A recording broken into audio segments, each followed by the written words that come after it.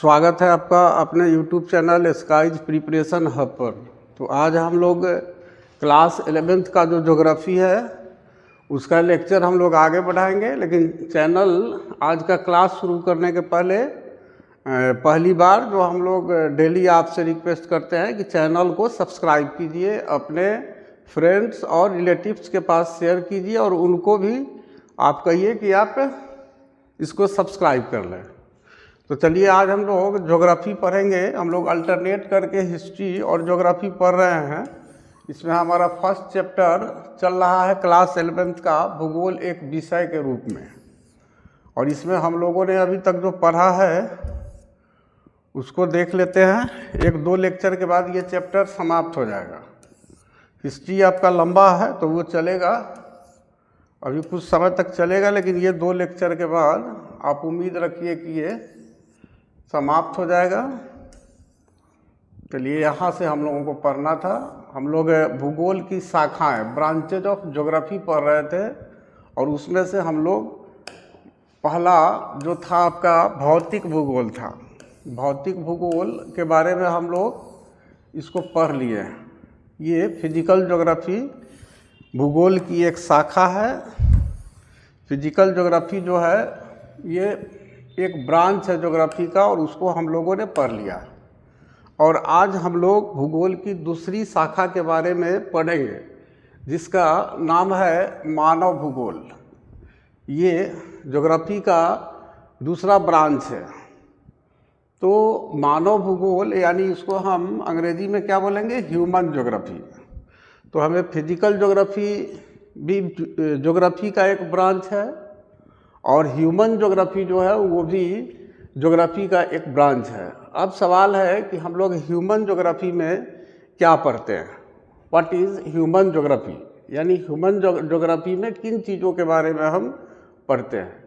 तो human geography में हम लोग इसको डिवाइड किए हैं कि सामाजिक और सांस्कृतिक भूगोल को पढ़ते हैं, सोशल एंड कल्चरल ज्योग्राफी को पढ़ते हैं।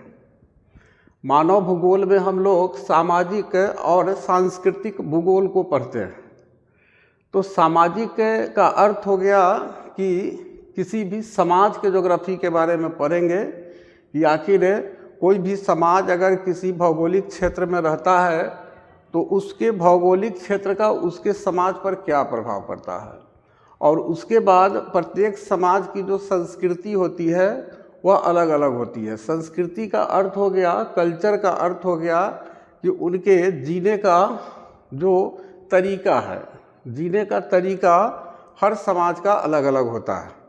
और जीने के तरीका में क्या आएगा उसका, तो वेशभूषा आएगा, उसके बाद उनके वस्त्र पहनने के तरीके आएंगे, वस्त्र के प्रकार आएंगे, और उसके बाद आप उनका जो मानव का जो शारीरिक संरचना है, बनावट है, वो भी थोड़ा सा आपको अलग अलग टाइप का मिलेगा। तो इस तरह से सामाजिक और सांस्कृतिक भूगोल जो है ये मानव भूगोल का ही एक भाग है। और इसके अंतर्गत क्या पढ़ेंगे हम लोग, इसके अंतर्गत समाज तथा इसकी स्थानिक प्रादेशिक गत्यात्मकता, डायनामिज्म एवं समाज के योगदान से निर्मित सांस्कृतिक तत्वों का अध्ययन आता है। इसके अंतर्गत हम लोग क्या पढ़ेंगे, तो पहली चीज़ समाज के बारे में पढ़ेंगे। ये समाज दुनिया के किसी भी हिस्से का हो सकता है, तथा इसकी स्थानिक प्रादेशिक गत्यात्मकता। दूसरा जो इसमें टर्म आ रहा है स्थानिक ऑब्लिक में दे दिया है प्रादेशिक। स्थानिक कहिए या प्रादेशिक कहिए, तो किसी स्थान विशेष के समाज से, स्थानिक से तात्पर्य है हमारा किसी स्थान विशेष का समाज। प्रादेशिक से हमारा तात्पर्य है किसी प्रदेश से संबंधित समाज। जैसे बिहार प्रदेश की सामाजिक स्थिति देखिए, बिहार एक प्रदेश है। उसी तरह से भारत की अगर 28 राज्यों को देखें तो 28 प्रदेश भी हम उन्हें कहते हैं।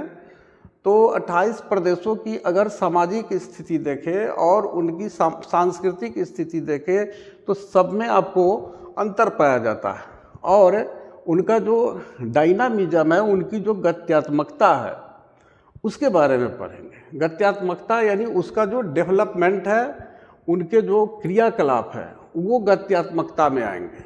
उसके बाद जैसे मान लीजिए कि कोई आपको गुजरात का है, गुजरात प्रदेश के अगर हमको समाज और संस्कृति को पढ़ना है तो हम जानते हैं कि गुजरात जो है स्टेट आपका समुद्र के किनारे बसा हुआ है।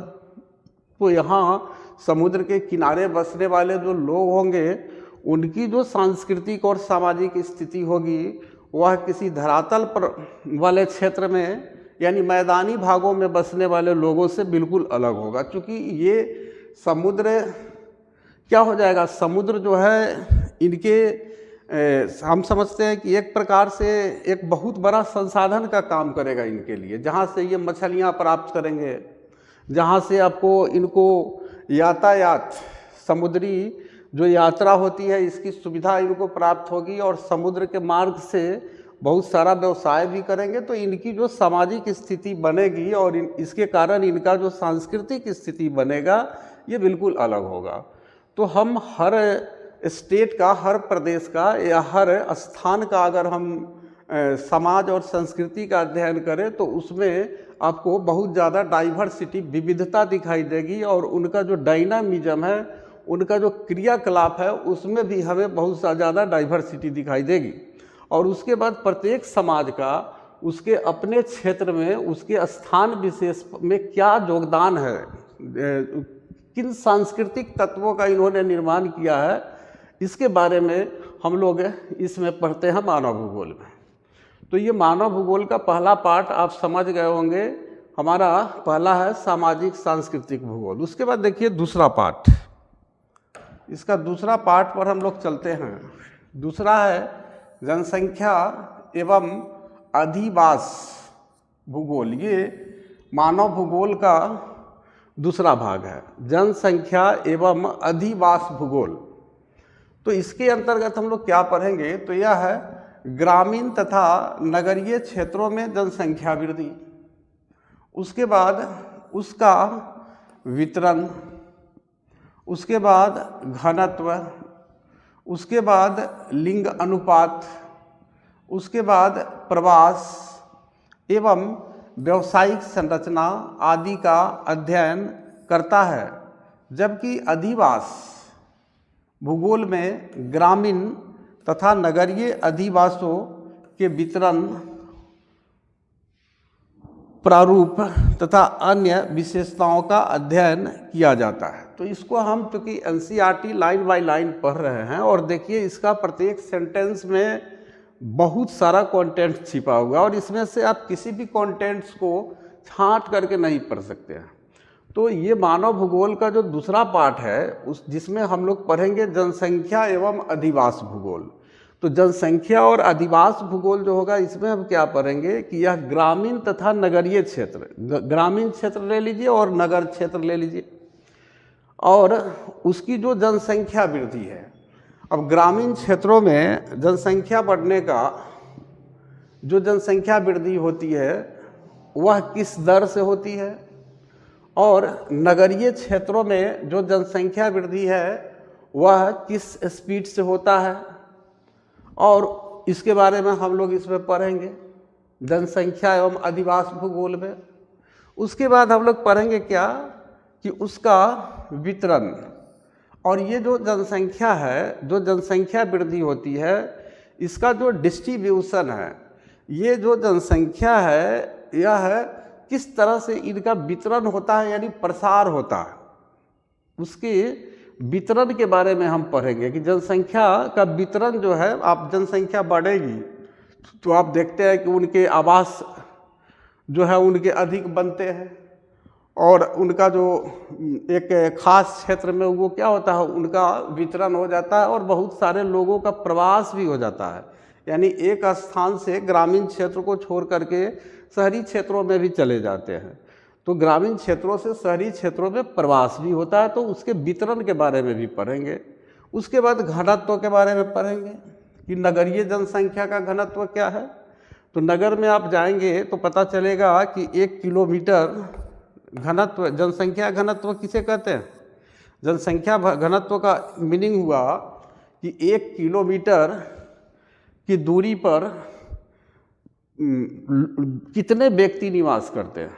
1 किलोमीटर की दूरी पर कितने नंबर ऑफ पीपल्स आपको निवास करते हैं। तो अगर आप ग्रामीण क्षेत्रों में जाएंगे तो पता चलेगा कि अगर 1 किलोमीटर के दूरी पर 2000 लोग अगर निवास करते हैं, और अगर आप चले जाइए पटना जैसे सिटी में, या आप और भी कोई सिटी में चले जाइए, मुंबई में चले जाइए या दिल्ली में चले जाइए, तो पता चलेगा कि 1 किलोमीटर के क्षेत्र में पता नहीं कितने लाख लोग जो है निवास करते हैं।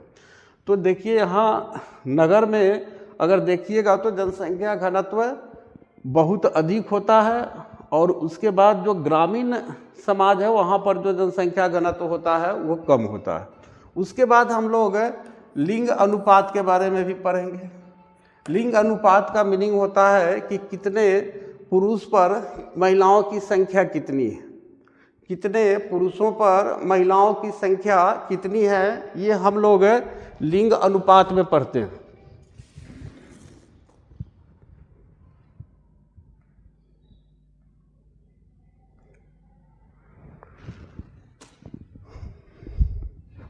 तो इस तरह से यदि हम देखें लिंग अनुपात, जैसे मान लीजिए कि आप इंडिया की ही ले लीजिए या वर्ल्ड के बहुत सारे आप कंट्री की बात ले लीजिए, तो एशिया कॉन्टिनेंट के आधार पर अगर हम देखेंगे तो यहाँ पर बहुत सारे देश ऐसे हैं जहाँ 1000 पुरुषों पर महिलाओं की संख्या इससे कम है। महिलाओं की संख्या कम है, मान लीजिए कि कहीं 90 है, 90 नहीं, मतलब इसको बोल सकते हैं कि 1000 है ना, तो कुछ कम कर दीजिए, जैसे 900, कहीं 88 है, कहीं पर 980 है, यानी 1000 से 1000 पुरुषों पर महिलाओं की जो संख्या होती है, यानी कह सकते हैं कि प्रति 1000 पुरुषों पर महिलाओं की संख्या को लिंग अनुपात कहते हैं। तो ये लिंग अनुपात जो होता है वह ग्रामीण क्षेत्रों और नगरीय क्षेत्रों दोनों के बारे में हम लोग इस जनसंख्या एवं अधिवास भूगोल में पढ़ते हैं। उसके बाद प्रवास के बारे में पढ़ते हैं। प्रवास का मीनिंग होता है कि लोग जो है अपने शिक्षा, स्वास्थ्य एवं रोजगार की तलाश में एक स्थान से दूसरे स्थान पर चले जाते हैं। तो इस तरह से लोगों का प्रवास भी होता है। तो प्रवास को भी हम लोग जनसंख्या एवं अधिवास भूगोल में पढ़ेंगे। एवं व्यावसायिक संरचना, ग्रामीण क्षेत्रों की व्यावसायिक संरचना और नगरीय क्षेत्रों की जो आपको कॉमर्शियल स्ट्रक्चर है, जो व्यावसायिक संरचना है, किस तरह से नगरों में व्यवसाय होता है और किस तरह से ग्रामीण क्षेत्रों में व्यवसाय होता है, उनकी संरचनाओं के बारे में भी हम जनसंख्या एवं अधिवास भूगोल में पढ़ते हैं। तो आदि का अध्ययन करता है, जबकि अधिवास भूगोल जो होता है इसमें हम लोग ग्रामीण तथा नगरीय अधिवासों के वितरण प्रारूप, यानी ग्रामीण जो हमारे अधिवास है, आवास है, जहाँ लोग बसते हैं, उनका जो संरचना यानी उनकी जो बनावट है, और बनावट के साथ साथ उनका जो वितरण है, वितरण का मीनिंग हो गया कि किस प्रकार के तकनीकी से उसको बनाया गया है। यानी उसमें आप जाएंगे तो नगरीय क्षेत्रों में देखेंगे, यदि आपको कोई मकान बनाना है तो फिर कितना फ्लोर आप बना सकते हैं, ये आपको नगर पालिका से आपको मैप जो है पास कराना पड़ता है। लेकिन ग्रामीण क्षेत्रों में लोग क्या करते हैं कि किसी भी प्रकार का जो मानदंड है उसका बहुत ज़्यादा ख्याल नहीं करते हैं लोग, और जिसको मन किया वो अपना कितना भी तल्ला बना लिया और किसी भी तरह से बना लिया, तो इसके वजह से थोड़ी परेशानी होती है। तो ग्रामीण और नगरीय जो अधिवास का जो वितरण प्रारूप है, जो मॉडल है, और उनकी जो विशेषताएं हैं, नगरीय मकानों अधिवासों का और ग्रामीण जो अधिवास है, दोनों के जो अलग अलग जो विशेषताएं पाई जाती है, उसके बारे में भी हम लोग इस अधिवास भूगोल में पढ़ते हैं। ये किस में पढ़ते हैं हम लोग? ये दूसरा जो पार्ट है अधिवास भूगोल, ये इसमें हम लोग पढ़ते हैं। और एक जनसंख्या भूगोल हो गया। उसके बाद मानव भूगोल के अंतर्गत हम लोग तीसरा जो ब्रांच है जिसको पढ़ेंगे उसको देखिए। तीसरी चीज़ हम लोग क्या पढ़ेंगे? आर्थिक भूगोल, इकोनॉमिक ज्योग्राफी। चूँकि मानव जो है उसके जीवन में अर्थ का बहुत ज़्यादा महत्व है, पैसे का बहुत ज़्यादा महत्व है। इकोनॉमिक ज्योग्राफी हम लोग पढ़ेंगे ह्यूमन ज्योग्राफी के अंतर्गत। तो ये मानव आर्थिक भूगोल क्यों पढ़ेंगे? या मानव की आर्थिक क्रियाओं, जैसे कृषि, मानव जो कृषि करता है ये क्या है? एक प्रकार की आर्थिक क्रिया है, क्योंकि ये अपने खेत में उगने वाले फसलों को बेचते हैं मंडी में जा कर के, और बेच करके उससे अर्थ की प्राप्ति करते हैं, धन की प्राप्ति करते हैं। तो हम मानव की आर्थिक क्रियाओं में कृषि को पढ़ेंगे। उसके बाद उद्योग को भी पढ़ेंगे, इंडस्ट्री को, कृषि आधारित उद्योगों के बारे में पढ़ेंगे, और मानव और भी अन्य कई प्रकार के तकनीकी उद्योगों में जो जुड़ा हुआ है, और चूँकि उससे भी उन्हें अर्थ की प्राप्ति होती है, तो उद्योगों के बारे में भी हम लोग पढ़ेंगे। उसके बाद पर्यटन, टूरिज्म के बारे में हम लोग पढ़ेंगे।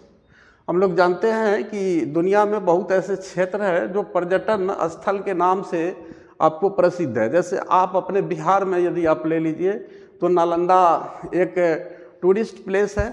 उसके बाद आप हमारा जो वैशाली है ये भी एक टूरिस्ट प्लेस है। आप थोड़ा सा और भी नॉर्थ साइड में जाएंगे तो जहाँ पर गौतम बुद्ध का जन्म हुआ था, जिसको नेपाल की तराई में लुम्बिनी वन में हुआ था, कपिलवस्तु, तो वो भी एक टूरिस्ट प्लेस है। तो इस तरह से अगर देखें तो भारत में बहुत सारे टूरिस्ट प्लेस है जहाँ पर विदेशों तक से लोग जो है टूर करने के लिए आते हैं, पर्यटन करते हैं, और उससे क्या होता है, वहाँ बसने वाले जो लोग हैं उनकी आर्थिक स्थिति बहुत मजबूत होती है, उन्हें अर्थ की प्राप्ति होती है, वे धन कमाते हैं। तो फिर हम पर्यटन स्थलों के बारे में भी हम लोग इकोनॉमिक ज्योग्राफी में पढ़ेंगे। उसके बाद देखिए व्यापार एवं परिवहन, ये ट्रेड एंड ट्रांसपोर्ट, इसमें हम लोग क्या पढ़ेंगे कि कई प्रकार के आपको व्यापार के बारे में पढ़ेंगे, ट्रेड के बारे में पढ़ेंगे जो मानव से जुड़ा हुआ है। और मानव जो है अपने बनाई हुई वस्तुओं को या उद्योगों में जो उत्पादित वस्तुएं होती है या कृषि से में जो उत्पादित वस्तुएं होती है, तो इन सबों के ट्रांसपोर्टेशन, एक स्थान से दूसरे स्थान तक पहुंचाने के लिए परिवहन के साधनों की हमें आवश्यकता होती है। तो उन साधनों के बारे में भी हम लोग पढ़ेंगे। तो आपको पता है कि एक आपको जल मार्ग से भी परिवहन होता है, एक वायु मार्ग से भी परिवहन होता है, और एक स्थल मार्ग, जल मार्ग और वायु मार्ग। आज के समय में ज़मीन पर, पानी में और हवा, तीनों ही मार्गों से आज के समय में परिवहन होते हैं। तो फिर मानव से जुड़ी हुई जो ट्रांसपोर्टेशन है, परिवहन है, उसके बारे में भी हम लोग इसमें पढ़ेंगे। उसके बाद अवस्थापना तत्व एवं सेवाओं का अध्ययन है। इसमें बहुत सारे जो इंफ्रास्ट्रक्चर है, यानी जो आधारभूत संरचना है, उनके बारे में हम लोग पढ़ेंगे। और बहुत सारी जो सेवाएं हैं, सर्विसेज है मानव जीवन से जुड़ी हुई। अब सेवाओं में आपको क्या आ जाएगा, तो आपको चिकित्सा आ जाएगा, उसके बाद आपको नर्सिंग आ जाएगा। यानी कह सकते हैं कि आप एक तरह से देखिए तो आप सरकार को क्या करते हैं, आप सरकार को एक ऐसी व्यवस्था है जिसमें आप अपने ज़रूरत की सामान दुकान से खरीदने जाते हैं, साबुन, तेल या फिर खाने का सामान, तो आप क्या करते हैं, सरकार को आप टैक्स देते हैं। तो टैक्स देते हैं तो उसके बदले आपको सड़क की जो सेवाएं मिलती है, बिजली की जो सेवाएं मिलती है, या और भी कई चिकित्सा की सेवाएं मिलती है। तो बहुत सारे सर्विसेज वगैरह का भी अध्ययन हम लोग ह्यूमन ज्योग्राफी के इकोनॉमिक का जो पार्ट है इकोनॉमिक ज्योग्राफी, उसके अंतर्गत करते हैं। नेक्स्ट है हमारा ऐतिहासिक भूगोल, इसको भी हम लोग मानव भूगोल में पढ़ेंगे। यह उन ऐतिहासिक प्रक्रियाओं का अध्ययन करता है जो क्षेत्र को संगठित करती है। ये कोई भी क्षेत्र जो संगठित होता है वह ऐतिहासिक प्रक्रियाओं का देन है। यानी हम कह सकते हैं कि विगत वर्षों में, विगत सैकड़ों वर्षों तक वहाँ पर जो प्रक्रियाएं चलती रही, और इसके कारण क्या हुआ कि एक क्षेत्र का संगठन हुआ, और कोई अपने क्षेत्र को बिहार कहता है, कोई अपने किसी खास क्षेत्र को भारत कहता है, किसी अपने खास क्षेत्र को अमेरिका कहता है। यानी ये जो है ऐतिहासिक प्रक्रियाओं का देन है कि एक क्षेत्र की स्थापना होता है। तो हम इसमें ऐतिहासिक भूगोल को भी पढ़ेंगे कि कौन कौन से आखिर कारक थे, कौन कौन से रीजन्स थे जिसके वजह से किसी क्षेत्र विशेष का निर्माण हुआ जो आज जो है किसी स्टेट के रूप में है, किसी कंट्री के रूप में है। तो हिस्टोरिकल ज्योग्राफी जो है ये भी मानव जीवन से जुड़ा हुआ है, तो ह्यूमन ज्योग्राफी का एक पार्ट है। तो यह उन ऐतिहासिक प्रक्रियाओं का अध्ययन करता है जो क्षेत्र को संगठित करती है। प्रत्येक प्रदेश वर्तमान स्थिति में आने के पूर्व ऐतिहासिक अनुभवों से गुजरता है। प्रत्येक प्रदेश की आप बात ले लीजिए, जैसे अपने भारत की ही बात ले लीजिए, तो भारत में यदि आप देखेंगे तो प्राचीन काल में 16 जनपदाज थे। 16 महाजनपदों में ये बटा हुआ था, और ये 16 महाजनपदों में सबसे जो शक्तिशाली महाजनपद था वो आपको बिहार का ये मगध महाजनपद था, जिसकी स्थापना आपको यहाँ का जो कह सकते हैं कि इसका जो संस्थापक है वह बिंबिसार था। और इसी मगध साम्राज्य में आगे जाकर के सम्राट अशोक और चंद्रगुप्त मौर्य जैसे महान शासक होते हैं, और वह बाकी जो 15 महाजनपद है उनको अपने अधीन कर लेते हैं, और एक अखिल भारतीय साम्राज्य जिसे हम कहते हैं उससे भी बड़े एक साम्राज्य की स्थापना करते हैं। अब कह सकते हैं कि चंद्रगुप्त मौर्य जब सेल्यूकस से लड़ाई होती है, सिकंदर तो लौट जाता है, सिकंदर की सेना लौट जाता है, बाद में सेल्यूकस से जब लड़ाई होती है 305 बीसी में, 305 ईसा पूर्व में जब सेल्यूकस से लड़ाई होती है 304-305 बीसी में, तो उस समय क्या होता है कि सेल्यूकस की हार होती है। वो ईरान का सोचिए कि आपको पाकिस्तान के बाद अफगानिस्तान और उसके बाद ईरान वाला जो क्षेत्र है, और जब सेल्यूकस पराजित होता है तो वो चंद्रगुप्त मौर्य जब उसके साथ एक संधि करता है, तो उस संधि के प्रपोजल में कहता है कि आपको अपनी बेटी जो हेलेना है उसके साथ मेरा विवाह करना होगा। तो सिकंदर जो है ये सेल्यूकस अपनी बेटी हेलेना का विवाह किससे करता है? चंद्रगुप्त मौर्य से करता है। और उसके बाद कहता है कि हम इतना ही पर नहीं मानेंगे, आपको दहेज में भी कुछ देना होगा। तो ईरान के 4 प्रांत जो है दहेज में देना पड़ता है सेल्यूकस को, चंद्रगुप्त मौर्य को। तो इस तरह से आप देख सकते हैं कि जो हिंदू कुश है वो ईरान के पास जो है, वो कभी चंद्रगुप्त मौर्य जो है उसने हमारे देश की बॉर्डर को बनाया था। ये एंशियंट टाइम की बात है, प्राचीन समय की बात है। तो ये क्या है, इतना सारा जो घटना घटा, किन किन कारणों से उतना बड़ा साम्राज्य बना? तो क्या एक ऐतिहासिक प्रक्रियाओं से ही तो गुजरा है, एक ऐतिहासिक अनुभव से ही तो गुजरने के बाद किसी क्षेत्र का निर्माण हुआ है। तो ये चीज़ हम लोग हिस्टोरिकल ज्योग्राफी में पढ़ेंगे, क्योंकि ये मानव जीवन से जुड़ा हुआ है। आगे देखिए,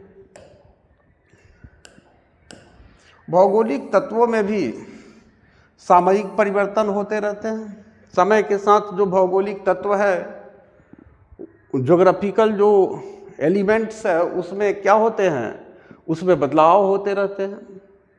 जैसे जहाँ कभी रेगिस्तान था वहाँ पर अभी बारिश होती है, जहाँ कभी बहुत घने जंगल हुआ करते थे वो रेगिस्तान टाइप का बनता जा रहा है। तो चूँकि होता क्या है कि समय के साथ भौगोलिक सामयिक परिवर्तन होते रहते हैं, समय के हिसाब से आपको ज्योग्राफिकल चेंजेज होते रहते हैं, और इसी की व्याख्या ऐतिहासिक भूगोल का ध्येय है। तो इन सारी चीज़ों का, ऐतिहासिक घटनाओं का और ऐतिहासिक घटनाओं का किसी क्षेत्र के भूगोल पर क्या प्रभाव पड़ा, और भूगोल का उस ऐतिहासिक घटना पर क्या प्रभाव पड़ा, और किस तरह से समय के साथ भौगोलिक जो क्षेत्र है, तत्व है, उसमें बदलाव हुए, इन सारी चीज़ों का अध्ययन हम लोग हिस्टोरिकल ज्योग्राफी के अंतर्गत करेंगे। क्योंकि हिस्टोरिकल ज्योग्राफी जो है ये भी ह्यूमन ज्योग्राफी का ही एक पार्ट है। और उसके बाद नंबर 5 देखिए, राजनीतिक भूगोल। चूँकि मानव है तो वो पॉलिटिक्स करेगा, तो पॉलिटिकल ज्योग्राफी भी है, इसको भी हम लोग पढ़ेंगे ह्यूमन ज्योग्राफी के अंतर्गत। अब आप देखिए, जैसे आप अभी क्लास 11th में पढ़ रहे हैं, जैसे क्लास 11th में हिस्ट्री पढ़ते हैं तो आप आप समझिए कि एक इतिहास की किताब पढ़ रहे हैं, लेकिन आप जब 12 में जाएंगे तो इंडियन हिस्ट्री को जब पढ़ेंगे तो उसमें 3 पार्ट में आपको एंशिएंट, मेडिएवल और मॉडर्न तीनों अलग अलग पढ़ना पड़ता है। तो उसी तरह से आज जो आप ज्योग्राफी पढ़ रहे हैं उसका एक्सटेंशन हो जाएगा, आगे जाकर के वो भौतिक भूगोल, मानव भूगोल, ये सब हम लोग अलग अलग ब्रांचेज के रूप में पढ़ेंगे। आपको उसमें कई किताब हो जाएंगे 12 में। तो उसी का आज बेसिक चीज़ हम समझ रहे हैं कि हम लोग इस पर चर्चा कर रहे हैं। तो चूंकि मानव राजनीति करता है, इसलिए पॉलिटिकल ज्योग्राफी, राजनीतिक भूगोल को भी हम लोग मानव भूगोल में पढ़ेंगे। यह क्षेत्र को राजनीतिक घटनाओं की दृष्टि से देखता है।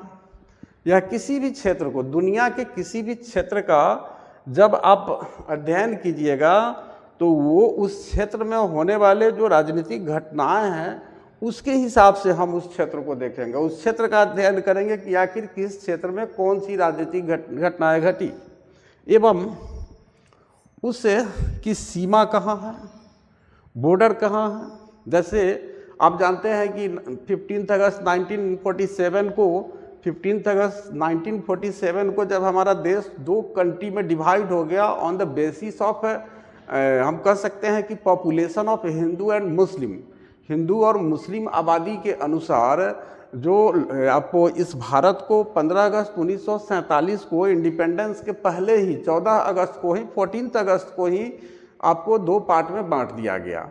तो बांटा गया तो एक जो पाकिस्तान हुआ और एक भारत हुआ, तो उस दोनों के बीच एक सीमा बनाया गया, एक बॉर्डर बनाया गया और उस बॉर्डर का नाम क्या रखा गया? Red Cliff. Red Cliff. चूँकि ये भारत और पाकिस्तान का जो विभाजन हो रहा था तो उस समय एक अंग्रेज थे, उससे आपको जो लॉर्ड माउंटबेटन योजना थी तो उसमें एक मेंबर जो है उसके रेड क्लिफ भी थे। तो रेड क्लिफ ने ही आपको बॉर्डर बनाया था कि कहाँ पर भारत और पाकिस्तान का बॉर्डर होगा। तो ये रेड क्लिफ जो है भारत और पाकिस्तान के बॉर्डर को कहा जाता है और रेड क्लिफ एक अंग्रेज थे। तो ये देखिए हम लोग क्या करेंगे कि इनके बॉर्डर्स के बारे में भी पढ़ेंगे पॉलिटिकल ज्योग्राफी में। उसके बाद निकटस्थ पड़ोसी इलाकों के मध्य भूवैन्यासिक संबंध के बारे में पढ़ेंगे। अब वो जो निकट के पड़ोसी है उनका जो भूवैन्यासिक संबंध, यानी ज़मीन का जो किस तरह से बंटवारा हुआ है उसके बारे में हम लोग इसमें पढ़ेंगे। उसके बाद क्या पढ़ेंगे? निर्वाचन क्षेत्र का परिसीमन। हम जानते हैं कि अभी बिहार में विधानसभा चुनाव हो रहा है 2025 में, तो यहाँ पर 243 विधानसभा आपको क्षेत्र है, 243 विधानसभा क्षेत्र है। तो अगर पूरे बिहार का मैप बनाइए तो प्रत्येक विधानसभा क्षेत्र का एक खास सीमा है, एक बॉर्डर है कि यहाँ से यहाँ तक हाजीपुर विधानसभा क्षेत्र है, यहाँ से यहाँ तक आपको फतुहा विधानसभा क्षेत्र है, या यहाँ से यहाँ तक आपको राघोपुर विधानसभा क्षेत्र है, या कोई भी जो 243 में से कोई भी आपको विधानसभा क्षेत्र है, तो उन क्षेत्रों का एक सीमा है। तो उनके परिसीमन का भी हम लोग अध्ययन करेंगे।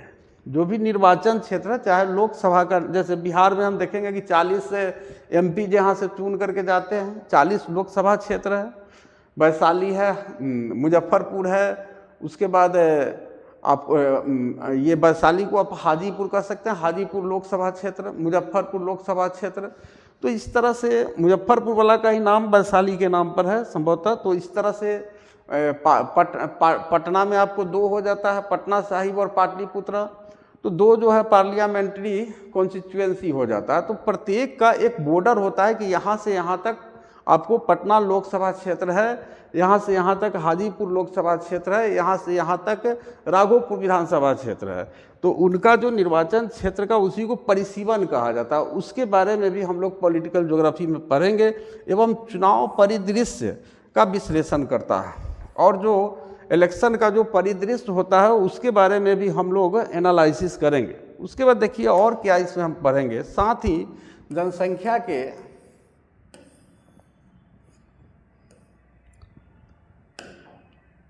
जनसंख्या के राजनीतिक व्यवहार को समझने के लिए सैद्धांतिक रूपरेखा विकसित करता है। ये राजनीतिक व्यवहार यानी जो जनसंख्या है उनका जो पॉलिटिकल बिहेवियर है, उनका क्या राजनीतिक व्यवहार है, किस आधार पर वो किसी को वोट करते हैं, उसको समझने के लिए हम लोग एक सैद्धांतिक रूपरेखा का भी अध्ययन हम लोग इस ह्यूमन ज्योग्राफी के अंतर्गत करेंगे। उसके बाद नेक्स्ट हमारा जीव भूगोल हो जाता है। ये भी आपको मानव भूगोल का एक पार्ट है। तो भौतिक भूगोल एवं मानव भूगोल के अंतरापृष्ठ इंटरफेस के फलस्वरूप जीव भूगोल का अभ्युदय हुआ। अब देखिए, भौतिक भूगोल और मानव भूगोल के आधार पर ही जीव भूगोल का आपका उदय हुआ। क्योंकि भौतिक भूगोल में हम क्या करते हैं, भौतिक भूगोल में इस पृथ्वी पर जितनी भी भौतिक वस्तुएं हैं, जैसे हवा है, पहाड़ियाँ है, मिट्टी है, आपको पानी है, पेड़ पौधे हैं, तो ये हम लोग फिजिकल ज्योग्राफी में उसके बारे में पढ़ते हैं, प्राकृतिक चीज़ों के बारे में। और उसके बाद उसी पर क्या है, इस पृथ्वी पर मानव है। तो ये भौतिक भूगोल और मानव, ये दोनों के से ही क्या है, सबको मिला करके ही तो हम कह सकते हैं कि बायोस्फीयर बना है, जीव मंडल बना है। तो हम लोग एक जीव भूगोल करके भी हम लोग पढ़ेंगे, क्योंकि भौतिक भूगोल और मानव भूगोल दोनों के आधार पर ही, इसके इंटरफेस पर ही आपको जीव भूगोल का उदय हुआ। इसके अंतर्गत निम्नलिखित शाखाएं आती हैं। अब इसमें भी कई शाखाएं आ जाएगी आपको। देखिए, ये आपका पढ़ रहे हैं, आपका 100 है जीव भूगोल, इसका क्या शाखाएं आएगी देखिए यहाँ पर।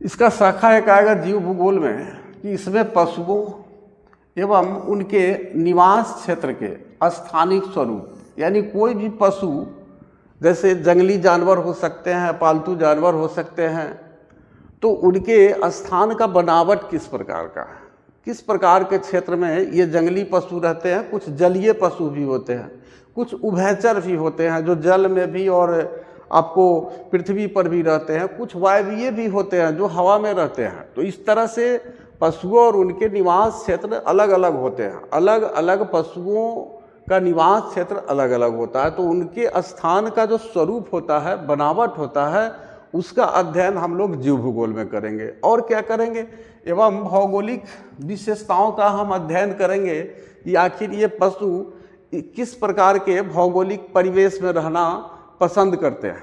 उसके बाद हम लोग इसमें वनस्पति भूगोल के बारे में भी पढ़ेंगे।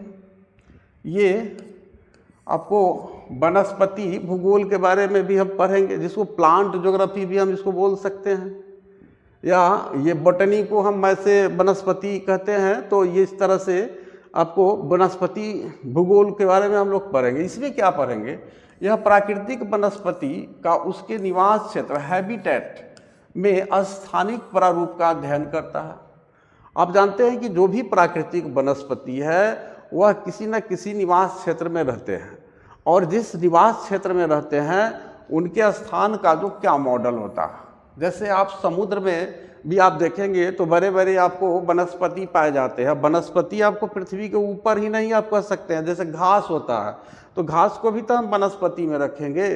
तो समुद्र में पाया जाने वाला जो बहुत बड़ा एक घास होता है जिसका नाम है प्लैंकटन, और ये समझ लीजिए कि इसके बारे में कहा जाता है कि जो ब्लू व्हेल है, ये अगर प्लैंकटन इतना बड़ा, जैसे आप देखिएगा हम लोग के यहाँ इसी को सेवार टाइप का होता है, जो पानी में हरा हरा टाइप का, जहाँ पर आपको मछली पकड़ने वाले लोग क्या करते हैं कि आरसी वगैरह लगाते हैं लकड़ी का, तो उसी टाइप का एक बड़ा सा घास होता है जो कई किलोमीटर तक फैला होता है। और धोखा से अगर उस घास पर कोई व्यक्ति अगर खड़ा है और धोखा से अगर व्हेल वगैरह अगर उसको पूरा को निगल गया, तो उस पर जितना भी जीव जंतु है या मानव ही क्यों नहीं खड़ा रहे, सब उसके पेट में चला जाएगा। तो ये प्लैंकटन जैसे वनस्पति आपको समुद्री क्षेत्रों में भी पाए जाते हैं। तो इनके निवास क्षेत्र को देखिए, प्लैंकटन का बिल्कुल अलग है। अब आप साउथ इंडिया में चले जाएंगे, आपको केरला में, तो वहाँ पर आप नारियल वगैरह का देखिए कितना मस्त खेती होती है। तो ये जो भी प्राकृतिक वनस्पति है उनका जो निवास क्षेत्र होता है, उनका जो मॉडल होता है वो अलग अलग होता है। तो हर प्रत्येक प्रकार के वनस्पति के हम आवास क्षेत्रों के बारे में, हैबिटेट के बारे में हम लोग पढ़ेंगे जीव भूगोल में। उसके बाद थर्ड देखिए, नेक्स्ट है पारिस्थितिक विज्ञान। पारिस्थितिक विज्ञान, इसमें क्या पढ़ेंगे हम लोग, इसमें प्रजातियों, स्पेसीज के निवास स्थिति क्षेत्र का वैज्ञानिक अध्ययन किया जाता है। आप जानते हैं कि जितने भी इस पृथ्वी पर जीव पाए जाते हैं, उन जीवों के कितने प्रकार होते हैं, लाखों प्रकार के जीव इस पृथ्वी पर पाए जाते हैं।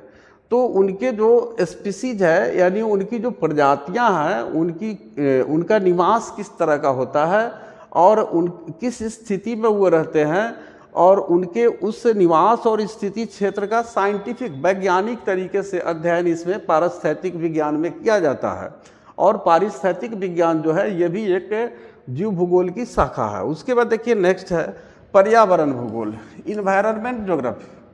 संपूर्ण विश्व में पर्यावरणीय प्रतिबोधन के फलस्वरूप पर्यावरणीय समस्याओं जैसे भूमि ह्रास, ये एक पर्यावरणीय समस्या है कि जमीन का ह्रास हो रहा है।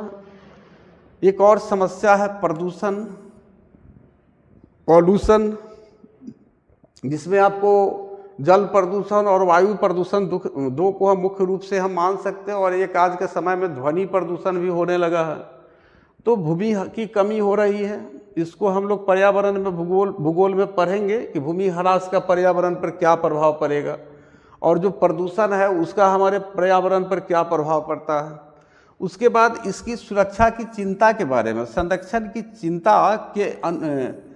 चिंता आदि का अनुभव इसमें किया गया है कि दुनिया के जो देश है वह अपने पर्यावरण के प्रति कितने चिंतित है, उनकी सुरक्षा के प्रति, इसके बारे में हम लोग पढ़ेंगे, जिसके अध्ययन हेतु इस शाखा का विकास हुआ है। इसी के लिए पर्यावरण ज्योग्राफी का आपको डेवलपमेंट किया गया है कि पूरे दुनिया के अंदर जो भूमि का ह्रास हो रहा है या पूरे दुनिया में जो प्रदूषण फैला हुआ है या इसकी हम किस तरह से इस पर्यावरण की सुरक्षा करेंगे, इसके लिए हमें इसका ज्ञान होना ज़रूरी है। तभी हम आगे जा कर के हमारे आने वाले जो जनरेशन है उसके लिए हम एक स्वस्थ पर्यावरण देकर जाएंगे।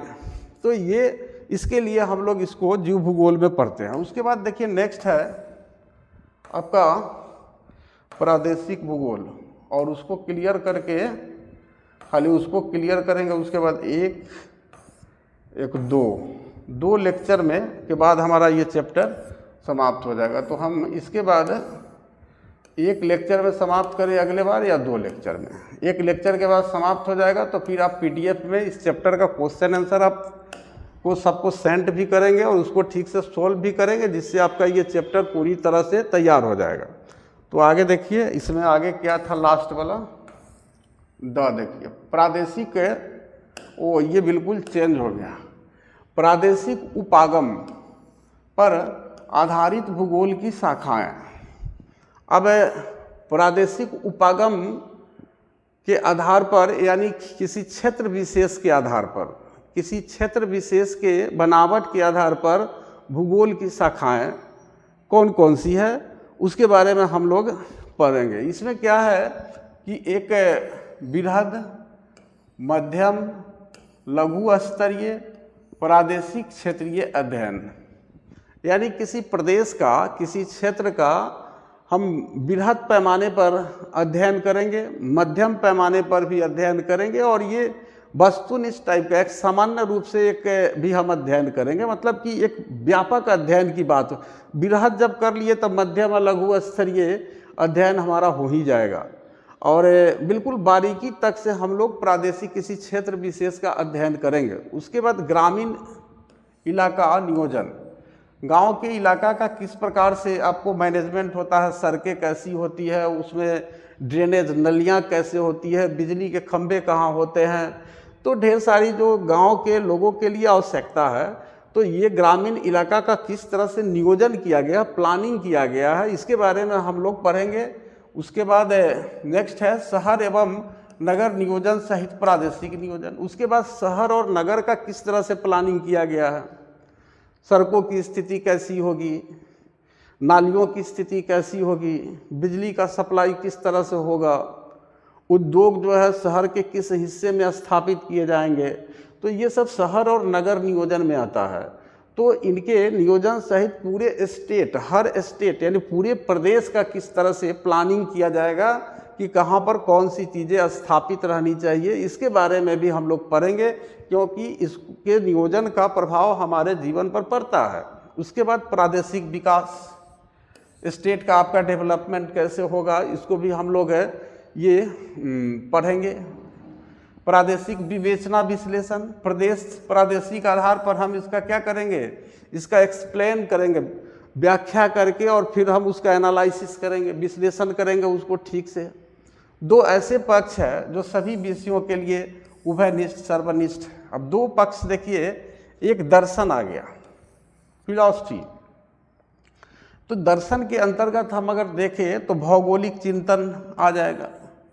एक फिलॉसफर को देखिएगा, दार्शनिक को देखिएगा, तो वो अपनी दुनिया में मस्त रहता है और हमेशा वो कुछ ना कुछ प्रकृति से, ईश्वर के बारे में, मानव जीवन में होने वाली जो घटनाएं हैं, जो भी आपके जीवन में घटनाएं घटित होती है, कभी आप हंसते हैं, कभी आप रोते हैं, और कभी पता चलता है कि आप में हमेशा आज कुछ सोचते हैं, कल कुछ सोचते हैं।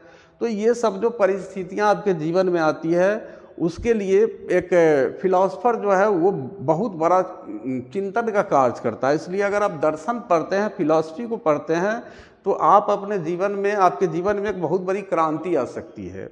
और आपको तो भौगोलिक चिंतन, इस ज्योग्राफिकल स्थिति के बारे में सोचते रहते हैं दार्शनिक लोग, तो ये भौगोलिक चिंतन दर्शन के अंतर्गत आएगा। उसके बाद भूमि एवं मानव अंतरक्रिया, मानव पारिस्थितिकी, और उसके बाद जमीन और मानव, जमीन पर मानव रहते हैं। तो मानव जो भी इस जमीन पर क्रिया करते हैं, तो जमीन का मानव पर प्रभाव पड़ता है और मानव इस जमीन को प्रभावित करते हैं, तो इसी को अंतर प्रक्रिया कहा जाता है। तो इस अंतर प्रक्रिया के बारे में भी हम लोग पढ़ेंगे कि मानव के द्वारा की गई गतिविधियों का भूमि पर क्या प्रभाव पड़ता है, और भूमि पर जब प्रभाव पड़ता है तो भूमि जो है मानव को किस प्रकार से प्रभावित करता है।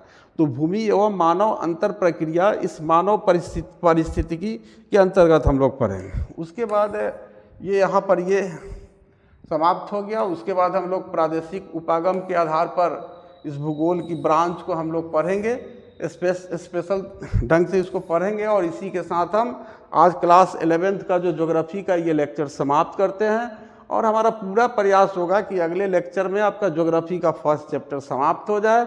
उसके बाद 2 लेक्चर या 3 लेक्चर में इसका क्वेश्चन आंसर आपको हम करा देंगे, और उसको आप PDF के रूप में आप रख लीजिएगा, वही आपके पास नोट्स हो जाएगा। और इसमें लाइन बाय लाइन जो पढ़ाएंगे आप, इसको निश्चित रूप से आप इस पूरे लेक्चर को सुनिएगा, क्योंकि सुनने से ही आपके दिमाग में क्या होगा कि ये फिक्स होगा। तो चलिए हम यहीं पर आज का ये क्लास समाप्त करते हैं, और आप लोगों से आग्रह करते हैं कि चैनल को जो लोग सब्सक्राइब नहीं किए हैं सब्सक्राइब कर लीजिए। और लास्ट में सब्सक्राइब करने के टेंशन में नहीं रहे, जैसे ही वीडियो जाए सब्सक्राइब कीजिए, अपने फ्रेंड्स को शेयर कीजिए, अपने रिलेटिव्स को शेयर कीजिए जो अदर स्कूल के हैं, और उनसे भी कहिए कि सब्सक्राइब कर ले। तो चलिए हम समाप्त करते हैं इसे।